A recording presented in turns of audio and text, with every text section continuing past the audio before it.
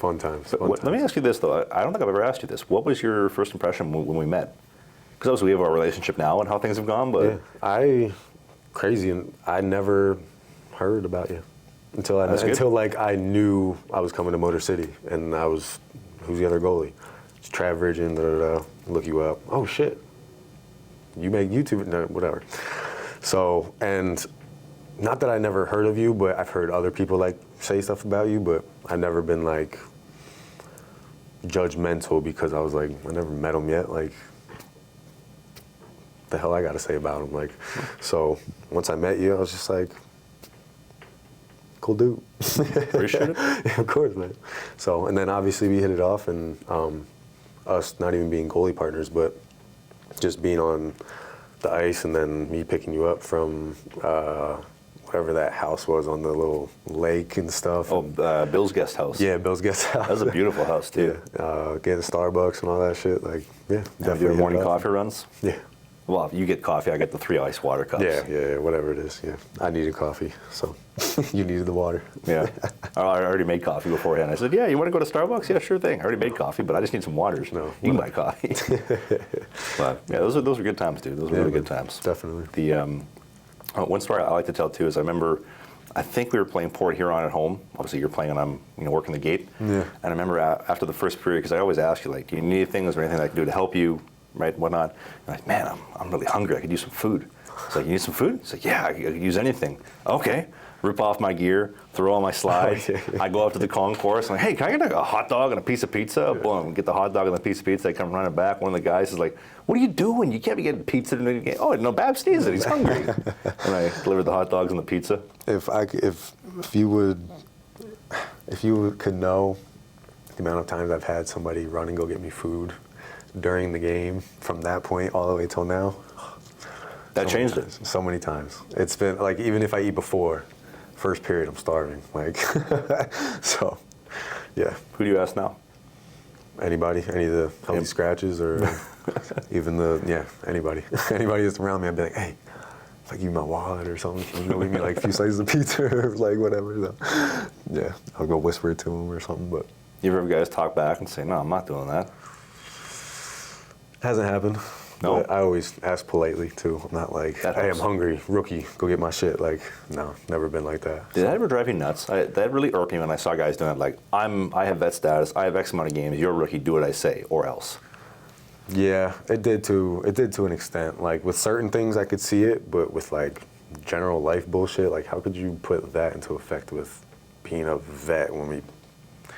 Yeah, I've seen it my first two with Elmira and being with Delaware, but I'll mess around and be like, hey, rookie, go make me a coffee or something, like something dumb like that. But I would never, like, in a serious manner, make a rookie do something, like, you know what I'm saying? It's respectful. Yeah, you're a player too on this team. I'm not gonna degrade you or. Yeah, I remember a couple different times with different Fed teams, Watertown, Mississippi, whatnot, when a certain player or a certain guy would do that exact same thing, like, I have X amount of games played, therefore so and so should do this. And I just look at like.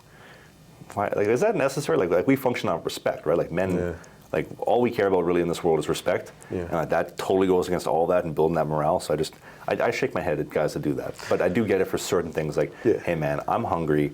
I'm gonna skip ahead of the line of you. Is that okay? Yeah. All right, fine. That's normal, like team shit. Like, food gets here at the hotel. Guys who have more GPs go first. Rookies go last. Like. Or even if you're like 3 games ahead of me, it's like, okay, that's fine. But when the guy with 1 game played is going ahead of the guy with 300 games played, I'll see you in court on Tuesday. Yeah, exactly. Exactly. See you in court on Tuesday. Remember fining me? Because I remember you gave me a good fine one time. I know. What was it for? The chicken fingers. Well, the 5-piece chicken tender basket. Because I remember that because I remember thinking, like, that's just a stupid fine. Didn't even have to do that. Well, because I got sent by, I think it was Colts. He was like, go get me some chicken fingers. And I said, okay. So I got him some chicken fingers, and I was like, well, I'm going to get myself some chicken fingers. No. And then, you gave it to me in court on Tuesday, like, Trav, you can't be going to get guys that are playing chicken fingers and also bring yourself some chicken fingers, or whatever it was. Maybe it was something along those lines. That messes up what I say, because I always have people go get me food in the game and stuff too. So Stupid that I did it. You're like, what do you call it? Like a climate change activist. I'm going to fly around the world and tell everybody how bad climate change is, but then I'm also going to do it while flying on my private jet. So Yeah, right. and as long as you're up here, it's totally fine. Cool. But actually, you know what? Now that I think about it, I think we talked about fighting earlier. You fighting, I think, is the only reason that I got any playing time in Motor City. Because I got lucky and I backed up 2 games where I think you ran out of sticks because you smashed them all in the one game, and then you fought in Watertown. Them all in one game. That makes me look bad. Well, because I think you only brought like 1 or 2 to the Port Huron game the one time, and then I think you whacked 1 or 2, and then you came to the bench, and I think Gordy was like, "Hey, Trev, where's your sticks?" And I was like, "I don't know. I don't think he likes my sticks." And then I think you just kind of blew Gordy off, and Gordy's like, "Just get in there for the last like 2 minutes." Like, okay. Huh. I don't even. I remember the Watertown one where I fought, but the stick one, I think I only came with like 1 stick. Ended up breaking in warm-ups, and I had to like, I think it could be a different game, but yeah. Regardless, there was no sticks left to the end of it. It's that Fed inventory for you, but yeah. That's why you got to be the better goalie, and then you get the top line sticks, as opposed to the second and the third, which don't last very long. You gotta work your ass off to do that, so. And your sticks last long, and then they spend more in the budget.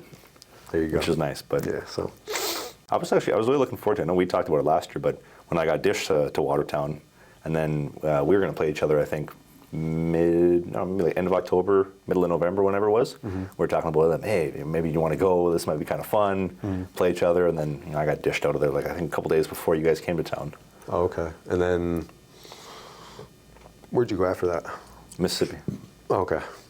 Yeah, I remember. I didn't hear about it until we got to Watertown that you weren't there. I was like, damn, I'm supposed to be playing Trav. Yeah. Well, they Port Huron, and then they traded me to. Oh, okay. Oh, okay. Yeah, I heard all about Watertown. that, Yeah, but I was just like, 45 minutes, shortest stint on any team in minor pro hockey history. Hey, if you enjoyed this video, hit the subscribe button.